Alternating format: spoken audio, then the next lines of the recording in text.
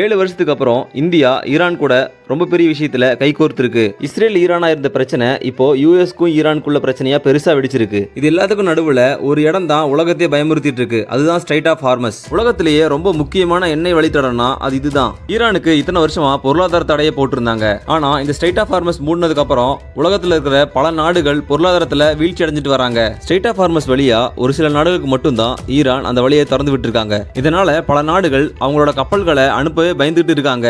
ஆனா ஒரு நாடு மட்டும் அந்த வழியில தைரியமா கப்பல்கள் அனுப்புது. அதுதான் நம்ம இந்தியா. ஆமா, 7 வருஷத்துக்கு அப்புறம் இந்தியா ஈரானோட நட்பு திரும்பவும் உலக நாடுகளை கவனத்தை ஈர்த்துட்டு வருது. பல வருஷங்களா அமெரிக்கா போட்ட தடையால இந்தியா ஈரான்ல இருந்து எண்ணெய் வாங்கவே இல்லை. ஆனா இப்போ உலக எரிசக்தி பிரச்சனை அப்புறம் மிடில் ஈஸ்ட் போர் காரணமா 7 வருஷத்துக்கு அப்புறம் இந்தியா திரும்பவும் ஈரான் கிட்ட எண்ணெய் வாங்க ஆரம்பிச்சிருக்காங்க. அதுல ஒரு ஈரானிய எல்பிஜி டேங்கர் கப்பல் மங்களூர் துறைமுகத்துக்கு இப்ப வந்து இறங்கி இருக்கு. இதோட ஈரான் அதிகாரிகள் நேரா சொல்லியிருக்காங்க, இந்திய நண்பர்கள் சேஃபா இருப்பாங்க, உங்களோட கப்பலுக்கு எந்த பிரச்சனையும் வராதுன்னு சொல்லியிருக்காங்க. உலக அரசியல் பிரச்சனைக்கு நடுவுல இந்தியா ஈரானோட நட்பு ஒரு ஸ்ட்ராங் மெசேஜ் கொடுக்குது. அது என்னன்னா, இந்தியாவோட கப்பல்களை யாராலும் தடுத்து நிறுத்த முடியாது. இதை பத்தி நீங்க என்ன நினைக்கிறீங்கன்னு மறக்காம கமெண்ட் பாக்ஸ்ல கமெண்ட் பண்ணுங்க. அப்படியே லைக், ஷேர், சப்ஸ்கிரைப் பண்ணிருங்க.